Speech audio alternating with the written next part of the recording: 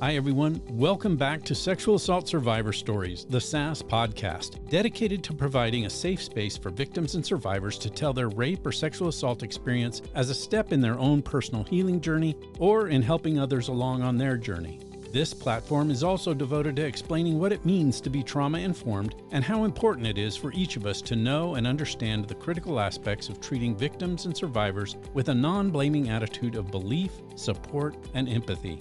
I'm your host, Dave Markel, coming to you from the Long Valley Studio in Washington, Utah. This is episode 112, and I'm honored and privileged to have back with us my guest, Lee Cooper. Lee was with me last year at about this time and shared with us his story of childhood sexual assault, as well as his efforts to bring his perpetrator to justice, and what Lee's healing journey involved up to that point. If you haven't already heard Lee's initial interview, I encourage you to go back and listen to episodes 56 and 57. Today, I'm excited to have Lee back to bring us up to date on what's been going on since our last conversation. This is an extremely powerful and impactful episode. I want you to help get this episode out to as many people as possible. Tell everyone about this episode. Let's get the word out and help bring justice to Lee and his colleagues through our cooperative efforts in sending a message to the University of Glasgow in Scotland. After hearing this episode, you'll know exactly what I'm talking about. Thanks for being here, and thanks for listening in. Here's Lee. Lee Cooper, welcome back to Sexual Assault Survivor Stories, the SAS podcast. It's been a while, and I'm thankful that you are here with me for an update on things. It's been about a year. Yeah, just over a year since the first two podcasts, but it was one big long recording that we did. It was, and I broke that down into 2 episodes, and for my audience, I'll just tell you that Lee is a photographer in Manchester, England. He also was on my show, like I just said, for 2 episodes, 56 and 57, and if you want to go back and listen to those, I encourage you to do that. I invited Lee back on his suggestion, actually. A few weeks ago, we were chatting on either Instagram or Messenger or something. I don't remember what the platform was, but regardless, what came of that was Lee saying, hey, we should do another episode. Just in a few weeks, we made this happen. So again, thanks for the idea, Lee, and thanks for being here. No, you're welcome. Thanks for having me. There's a lot to get caught up on. A big portion of the last 2 episodes you did, the majority of that was spent on talking about your perpetrator as a child and some of those issues, not only how that impacted you and what the damage that was done, the trauma, but also your pursuit to bring that perpetrator to justice. I would really appreciate it if you could let my audience know where we're at on that. What's going on? Are you able to talk about that for us? Yes, I am. I can only give a little overview because it is moving forward now. It's an active, well, it always was active, but my perpetrator got caught in the end of March after almost 2 years on the run.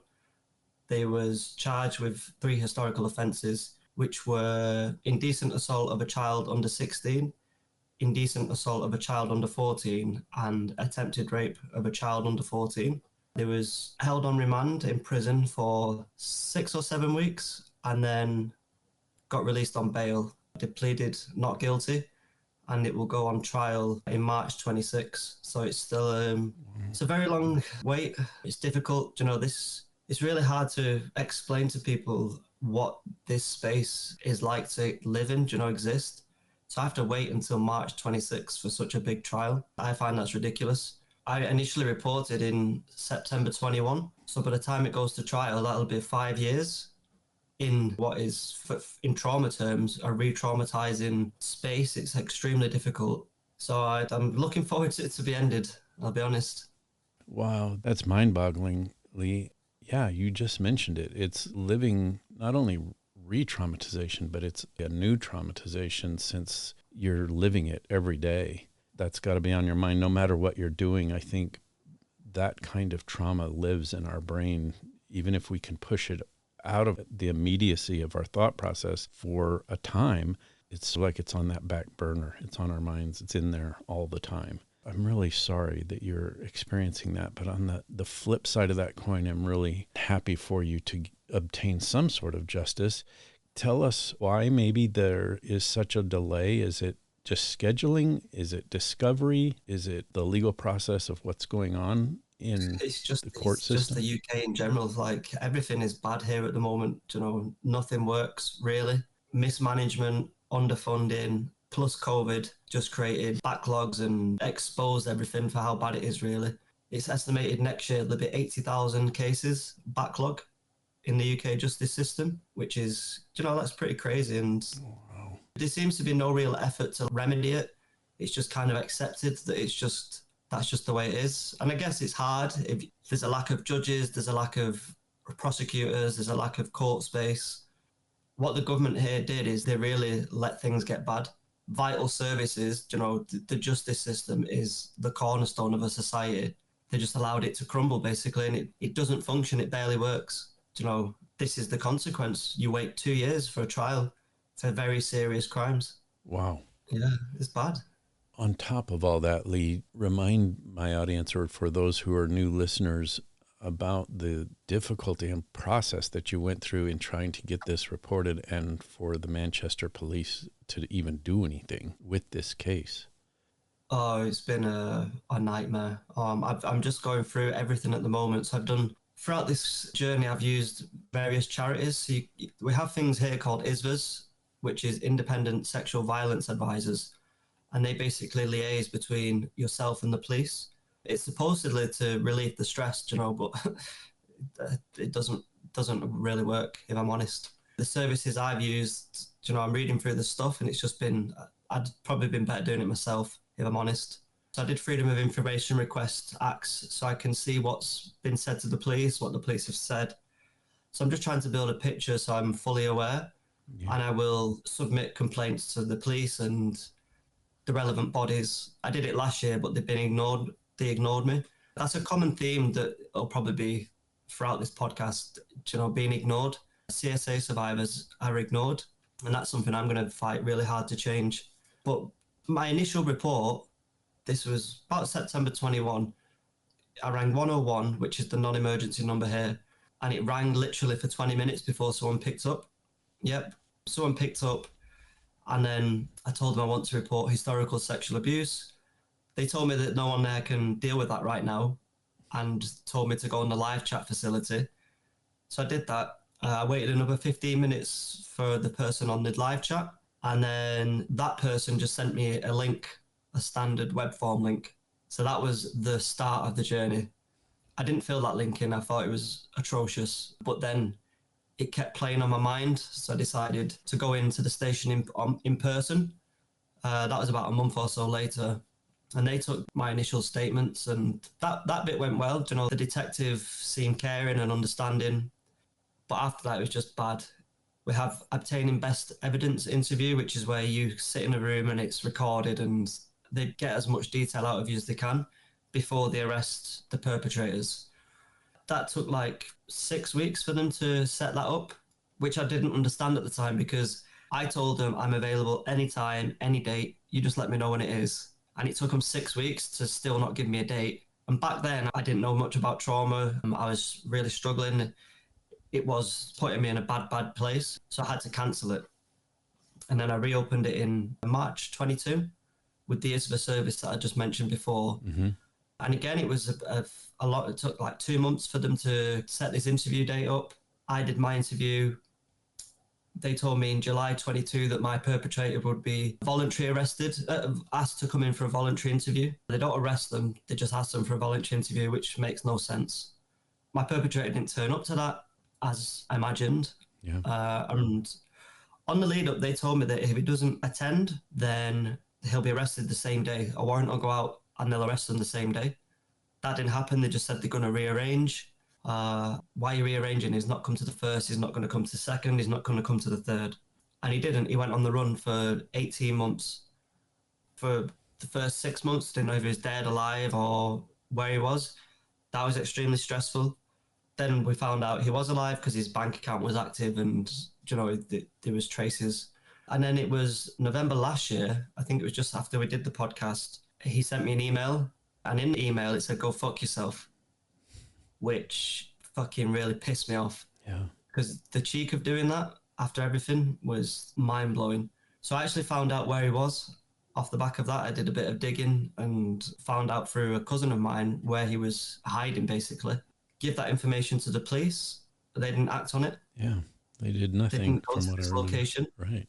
So it was a hotel in Liverpool, and I don't know exactly what inquiries they've done, but all I got up for the police was they've checked with the hotel, and no one has checked in under my perpetrator's name. Which, if you're a detective, you should really know that if someone on the run won't be checking into hotels under their own name. Yeah. I imagine that's very, very, very basic. So they didn't go there. He sent another email in December sending death threats to my sisters and my mum. Wow. So that was extremely difficult. And again, told the police this. I got told my officer in charge is on Christmas holidays and it'll be dealt with when they're back, like a week later. So this is the urgency. Like, this is a guy that's been on the run for 18 months. This is the urgency that they showed to catch him. They didn't move on it at all. And They didn't. It raises another question, Lee, if I could interrupt just a quick second. Are those threats also additional charges that could be brought? Probably if they cared, but they've not been considered at all.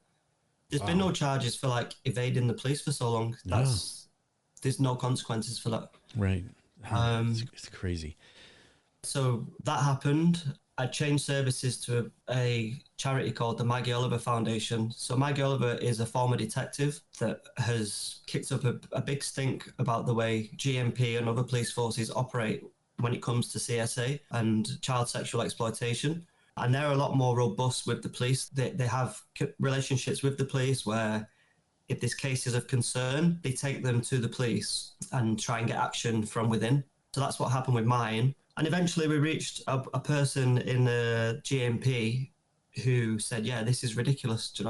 We finally found someone that accepted that the way they're acting was wrong and unacceptable. So this person assigned 2 officers to the case whose sole purpose was to find my perpetrator. And it took them all of one day because he was at the location that I gave them in November. Crazy. That's what you're dealing with. Yeah.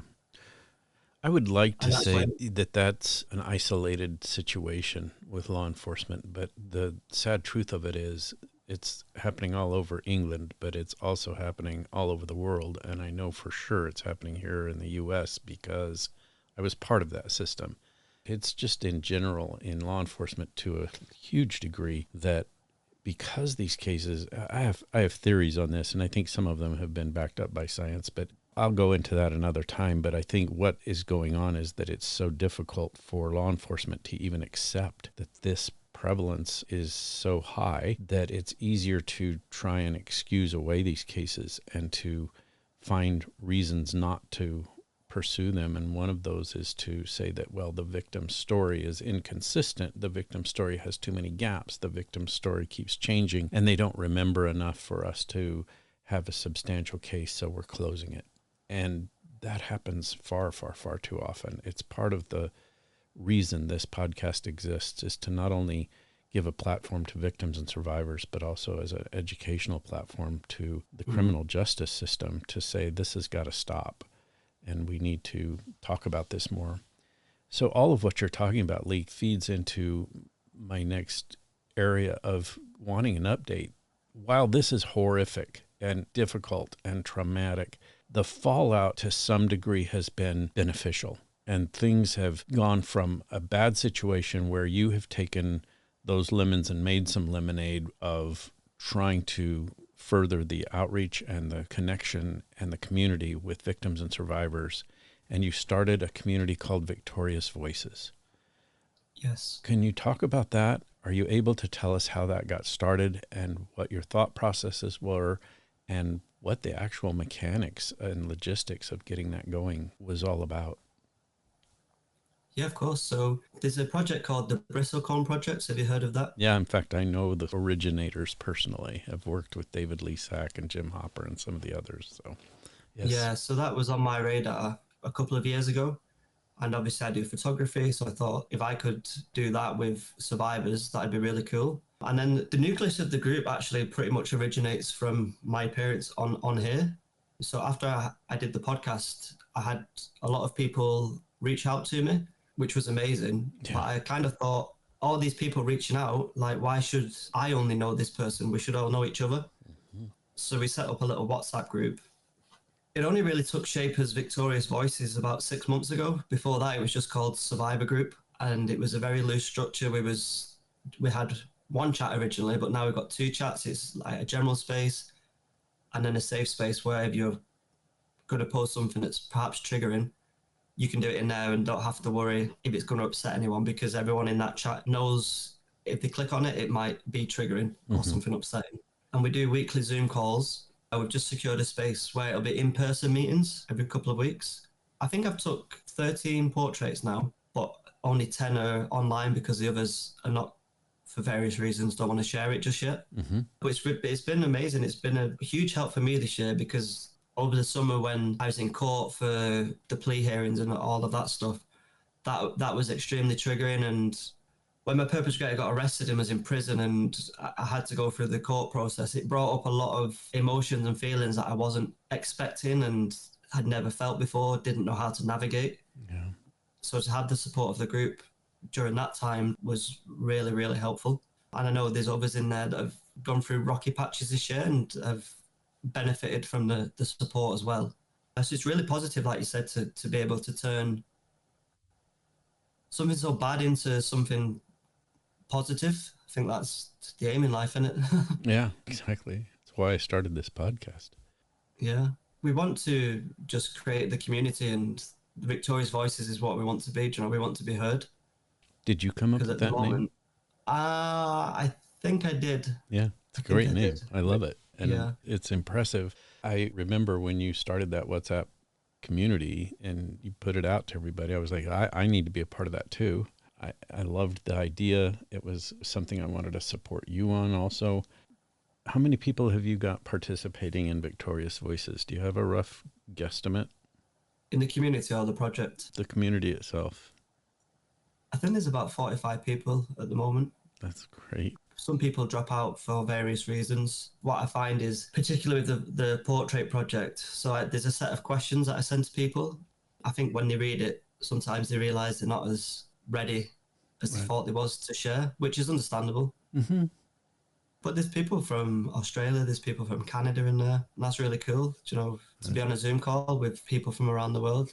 It's just amazing how worldwide these communities are and how helpful we can be to each other. I just want to commend you and thank you for everything that you're doing. I know it's been a rough road. I so see that. And we've talked offline personally with each other about some of these struggles that you've gone through. And so I just truly appreciate what you're doing. If you could explain to the audience what's going on with the photography project and most recently a exhibit that was conducted by the University of Glasgow and how that somewhat turned into a fiasco, but also I think is turning into something that can be used as a tool for educational purposes. Can you talk about that for us? Yeah, of course. So I post a lot online of, you know, various survivor related stuff. There's a therapist in Scotland. I won't say the name in case she doesn't want me to, but she sees a lot of my stuff and relates to it a lot. So she asked me a couple of months ago if I would like to take part in the Scottish Mental Health Arts Festival that she'd got a slot on. So she's a therapist and she'd gathered art pieces of adults and children in therapy processing their trauma. So it's just various different artworks of them processing trauma, basically. Right. She'd heard about the portrait project and wanted me to take part. So I agreed. It seemed perfect. You know, University of Glasgow, great institution on the face of it. The Scottish Mental Health Arts Festival, which was nationwide across Scotland, you know, it just fit, everything fit.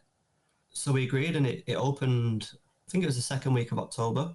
There was a bit of controversy on the night because there was one specific art piece that was upsetting apparently, and what this art piece conveyed was ritualistic abuse. So it just had an image of a mask and candles, nothing too crazy on there, you know, it was just someone expressing their experience, a child it was. So they wanted to remove that, and initially they did, and then we put it back.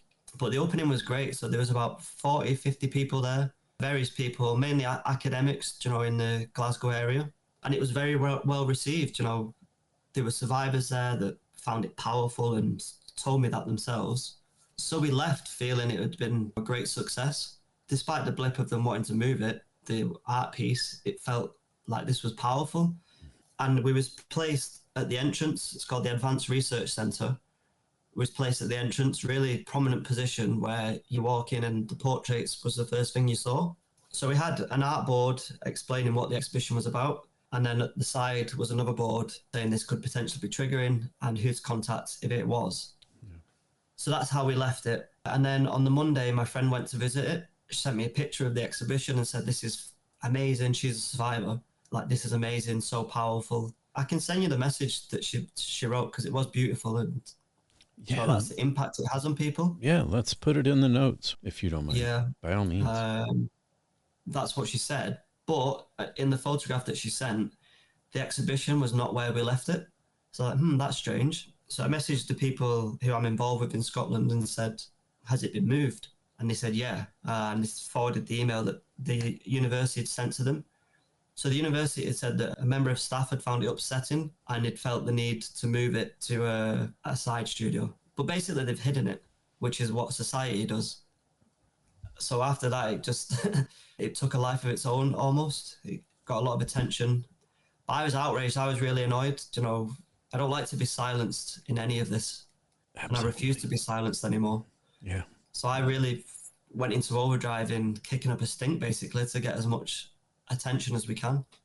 The irony of that very action and what the whole purpose of that exhibition was, the Scottish Mental Health Festival, the concept of exposing things that are upsetting, and then taking that and moving it to some place where it's almost invisible. And that's what the thing was called. The theme of the Scottish Mental Health Arts Festival this year, the overall theme was invisible. They wanted to examine several things. They wanted to examine what are people comfortable sharing about mental health and what do they hide? What makes people feel invisible? How does it feel to be invisible? And what power structures are in place that make people feel invisible? So the University of Glasgow pretty much give us a full house bingo card of all them points. Like, we can tell you exactly all these things because this is exactly what they've done. Lee, did they not see that? Are they completely blind to the impact of that decision? I think so. I think they are. I think they thought they'd move it. No one would say anything. It's no big deal. But it's discrimination. So if this was artwork of, say, disabled people and portraits of disabled people, and then someone went to the desk and said, I find this disturbing, move it, and it got moved, there'd be outrage over that because that's discrimination. Mm-hmm. But even what you're saying, experiences. But even what you're saying right there of disabled people, we as survivors are disabled to a large degree because of the trauma. Yeah. And this whole concept of the name of the exhibit being invisible is to expose that which is invisible to most people. And when you talk about child sexual assault and adult sexual assault and the whole concept of what I was talking about earlier with law enforcement, yes, that's upsetting, but that's what the point is to say it's upsetting and it's making us invisible. Let's expose it. And instead, they amplified the trauma and damage that is done by moving it. I just am so appalled. It is appalling. The way the university have acted is disgusting. So in the consequence correspondence, they refuse to even apologize. They won't even apologize for their actions. They basically acted like an abuser themselves. They've done this harmful action. Exactly. Ignored the consequences and then basically said, fuck you, we're not doing anything. Absolutely. Exactly. And people have said to me, like, you've been a bit feisty, your tone's been aggressive. It's like, yeah, I know it has. This is a fight. You don't win fights by being meek and timid. That's not how you win. And this wall that we're trying to break down has been up for centuries. You know, CSA has been hidden for centuries. That wall's not going to come down by just gently tapping on it. You've got to smash that wall down. And you're only going to do that by being vocal and being strong. And people don't like it. People don't like a survivor being strong. They don't know what to do with you. It speaks to this whole concept of what law enforcement does, what the judicial system does, what obviously institutions of higher education are doing, the general public, it's all, as you just mentioned, the concept of not thinking about it, get it out of our minds, get it out of our view, just move it, ignore it, goes to the human psychology of what our brains are designed to do. And you know this because we've talked about it, and there's a neuroscience base to all of this, and that is that the brain's primary function is to survive and to keep us safe. When someone brings up even just the word rape or sexual assault, our brains start reacting to those words in such a way that our brains are saying, my function is to protect you from that. And one of the first things that neurobiologically happens is walls start being built and distance starts being put in front of that. As you mentioned, these are thick, heavy, centuries old, lifetimes old walls that need to be shattered.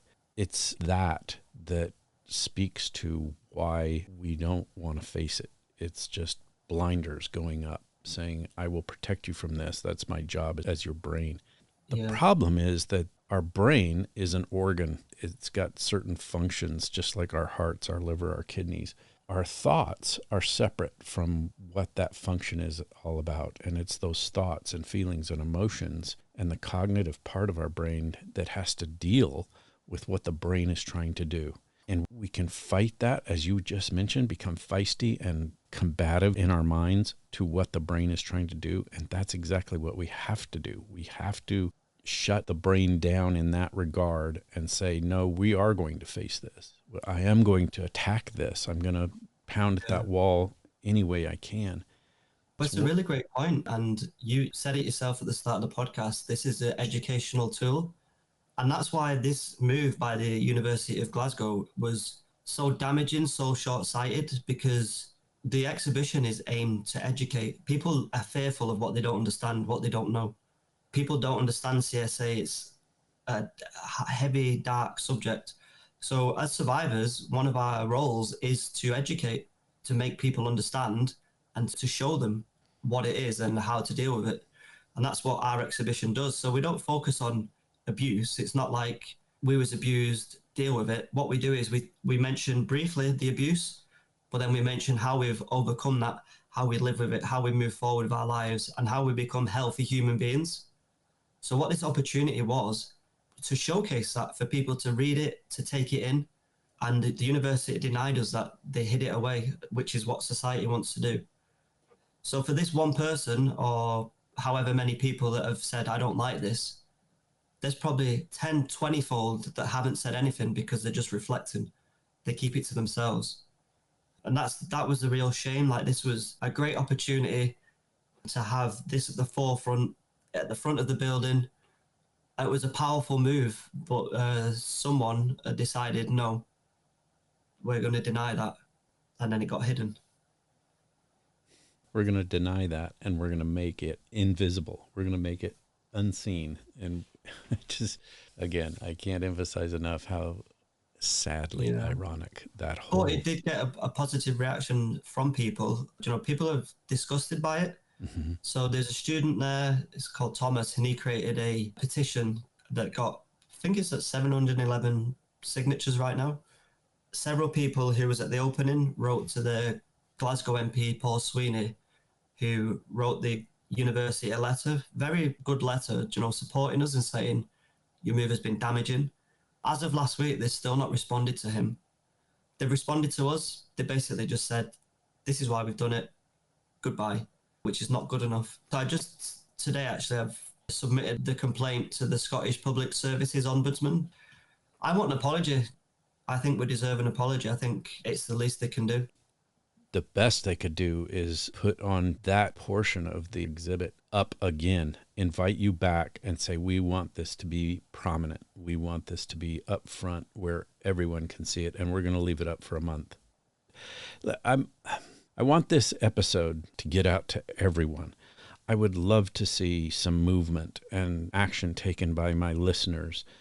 Lee, let me have, for purposes of the notes of this episode, an address, an email, a person's name of who we can do our part as a community to push this forward ask for this apology and ask for some sort of corrective action on their part Yeah. to I think make that'd this be right. important because what they've done is what everyone does. They've delayed it until it's old news, and people get preoccupied with current things, and it just falls down the pecking order until it's not even worth it anymore. Mm-hmm. And people have said that to me. They've said some things you've just got to learn to let go. It's like, I'm 35 years old. I know what to let go and what not to let go. But I've created this community. I put their pictures in this space, and then they discriminated us. So the least I can do is fight for an apology. I think it's very much worth fighting for. Otherwise, it's just, what's the point? You may as well give up on everything if that's how you're going to just lay down.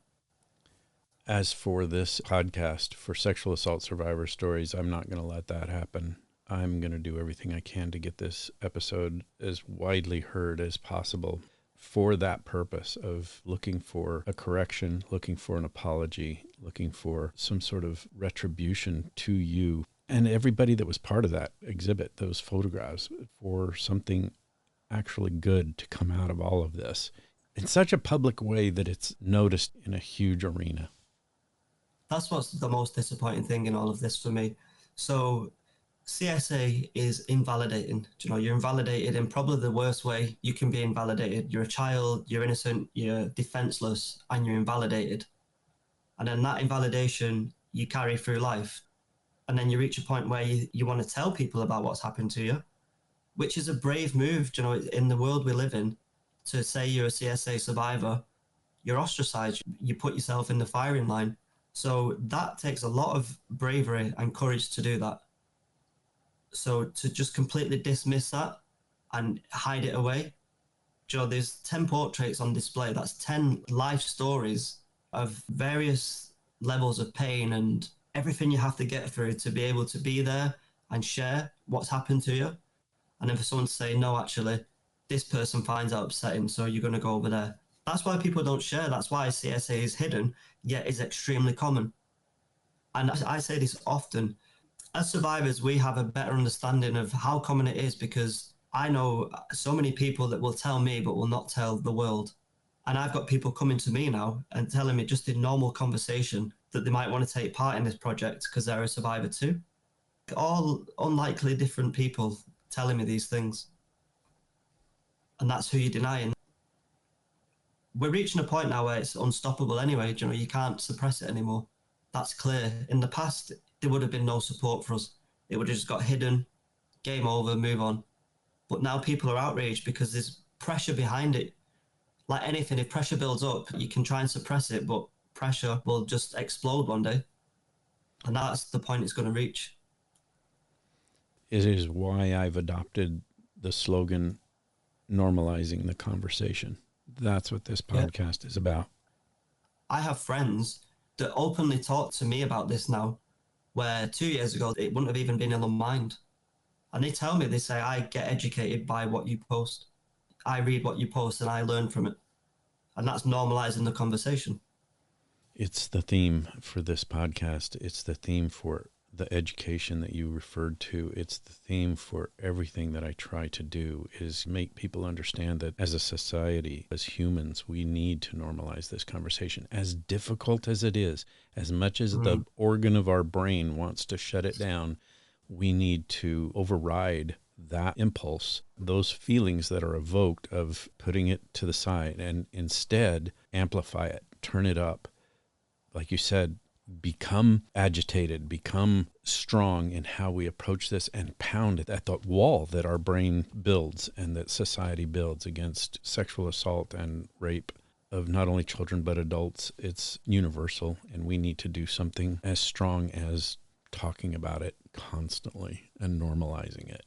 I appreciate you. I think that's why I am so interested and drawn to staying in touch with you and watching what you're doing, because you've taken this initial platform. It's really unique how we connected in the first place, clear back a year ago. And here we are again today talking about this in a much stronger voice, in a much stronger place. You are doing amazing work, and I can't tell you how much I appreciate that and want to encourage you. Keep doing what you're doing. You're saving lives. I am so glad that Victorious Voices, Lee Cooper, the photography project have joined hands and are working together to do these things. Thank you so much. Let's change gears just a little bit and talk about your photography. I know you're doing some amazing work with your community, where you live, and your educational process about photography, little projects that you do, walks that you take with other people who have an interest in photography, classes, things like that. Are you able to speak to us about that? Yes, I set up another group called Manchester Photography Collective. I read an article last year. It's called The Loss of the Third Place, which is predominantly we're either at work or at home. And the third place is where you go just to socialize, to connect with others. And they're like on the wane. You know, everywhere you go now, you're expected to spend money and then just leave. And especially in the pandemic, everything went online. So I started photography in the pandemic, and then I made friends with all these photographers online. But if I was to walk past you on the street, I wouldn't even know what you look like because I've never met you and I don't know. So I thought if we can get together every couple of weeks and do photography, but actually get to know each other and create a community, that'd be amazing. So that's what we did, and that's really strong now as well. We meet every couple of weeks. There's 250 people in that WhatsApp, and we get 20, 25 people on each walk. We've all become really good friends. We was friends online, a lot of us, but now we've met each other, and it's nice to have something to look forward to like that. Remind me, if you would, what the name of that first exhibit was that you did there in Manchester. Yeah, that was Places Nowhere. So that was a 3-month solo show at the start of the year. That was exploring the theme of dissociation, which is where the name Places Nowhere came from, because you're nowhere. Everything you've done since then, and what you just mentioned even on trying to build this community of photographers, is a response to that. Even if it's not a cognitive response, there's something about what you did with Places Nowhere that has turned into, I want to know who you are. I want to know where you go. I want to know what you do. And let's do photography together. Let's build this community. I think that's impressive. Yeah, thank you. It's been good. It's been good fun. It's hard sometimes, time-wise, but it feels worthwhile. Do you have any more exhibits coming up? The Victoria's Voices exhibition is currently, it's a coffee shop in Manchester. It's called 92 Degrees. That's up until December. Nice. We'll be exhibiting in Leeds with Survivors West Yorkshire in February. And then we've got other things in the pipeline, but nothing like fully booked yet. But next year, I think we'll be trying to get it in as many places as we can. That's awesome. And again, I want to encourage you personally, Lee, to make sure that the people who are looking at possibly bringing these exhibits to their locations, encourage them to listen to this episode. I think it would help. Like I said, I'm going to do everything I can to push this episode out in a very strong way. Yeah, what's really amazing with all this work that I find is these natural connections. So a connection that I made through this Glasgow fiasco was I read a paper by a woman called Tanya Abramson. She's a tutor at UCLA.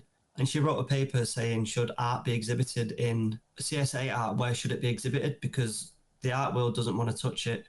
The ordinary world doesn't want to touch it. Where does it belong? So I read that paper and I wrote her a message, and we've only communicated a little bit. But she's a survivor too. And I think her website's called 50 Years Later. And I was reading it and I was just like, this is powerful. It's just, there's so many people just trying to make this normal, like you said, and sharing their experiences. And I feel you have two choices with CSA. It's either going to destroy you and ruin your life and just going to crash and burn, or you do something with it. That's pretty much the choice. And sometimes it doesn't feel like a choice, because when you're triggered and it's hard, that's the real battle, to get a hold of how you respond to it.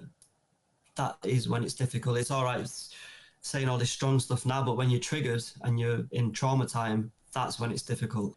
And that's where the community element comes in, because you might dip in there, but there's so many people that can lift you back out. Where a lot of trauma people, CSA survivors that haven't told anyone, they just floundering on your own, and you're not going to get out on your own. It's impossible to recover on your own, I think. I totally agree with that.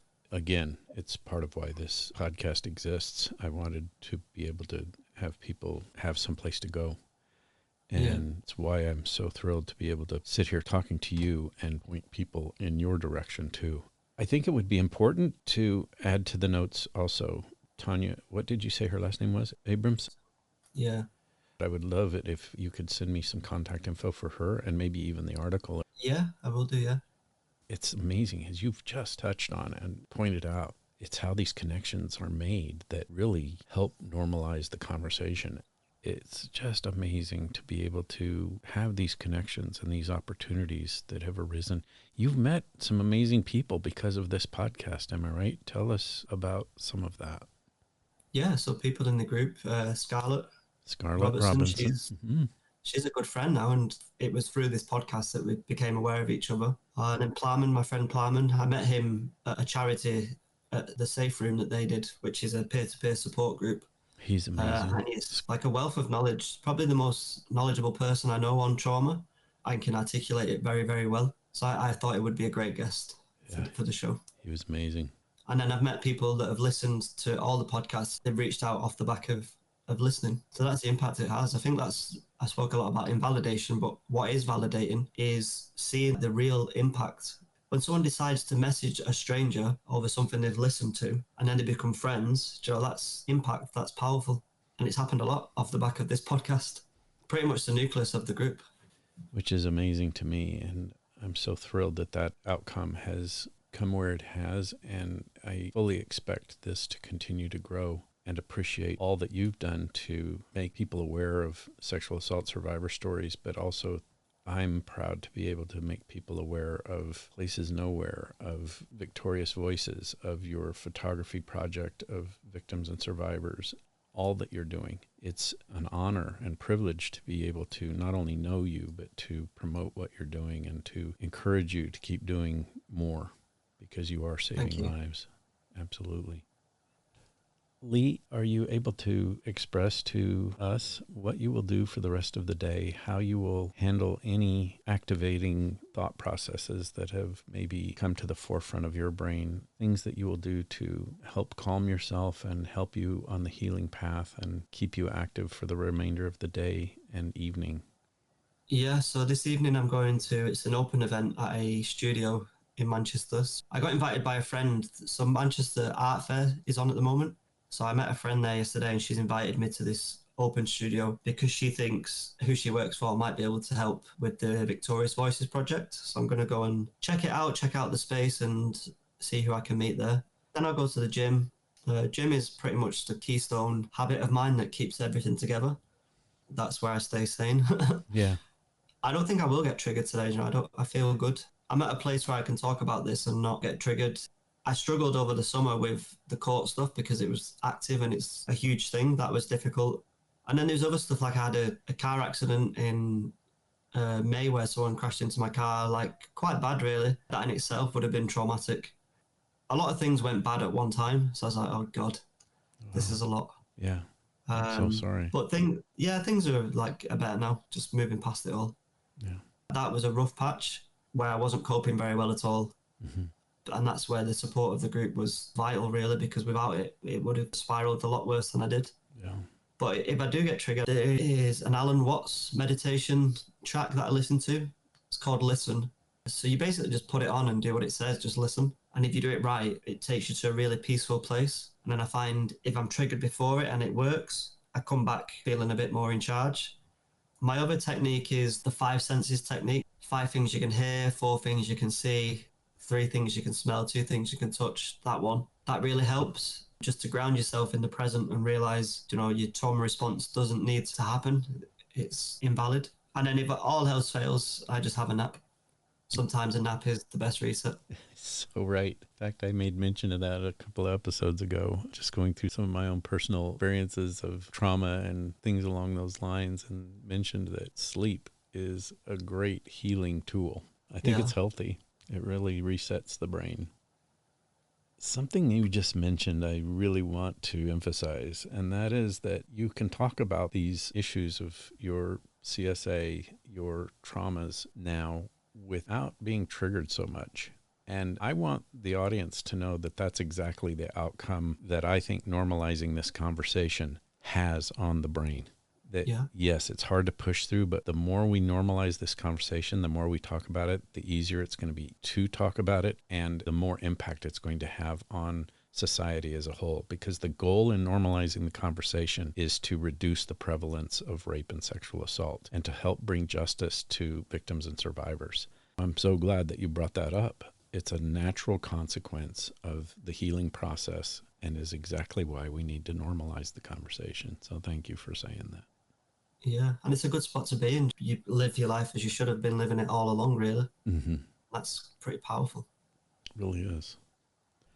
Lee, thank you so much. This has been so enlightening and helpful for me personally, but I know for the audience, it just is a powerful experience talking to you. So thank you so much for spending some time with us. Thanks for having me. Let's do it again, and let's not wait a year. Yeah, let's do it, yeah. All right. Take care of yourself, and we'll talk to you again soon. Thank you, you too. That does it for another episode of Sexual Assault Survivor Stories, the SAS podcast. My heartfelt appreciation and huge thanks go out to Lee Cooper for being with me this week. Now you understand why this episode is so powerful and why it's so important to get out to everyone you know. We need to not only normalize the conversation, but also to send a strong message to the University of Glasgow and, in fact, the world, that the victims of sexual assault and rape will not be made invisible or silenced, and that we will normalize this conversation. All of us have a part in this, and we need to help bring justice to victims and survivors of rape and sexual assault. Please look at the notes for this episode and click on the link that will add your signature to the petition that is being sent to the University of Glasgow. Lee and the subjects of his exhibition deserve an apology at the very least.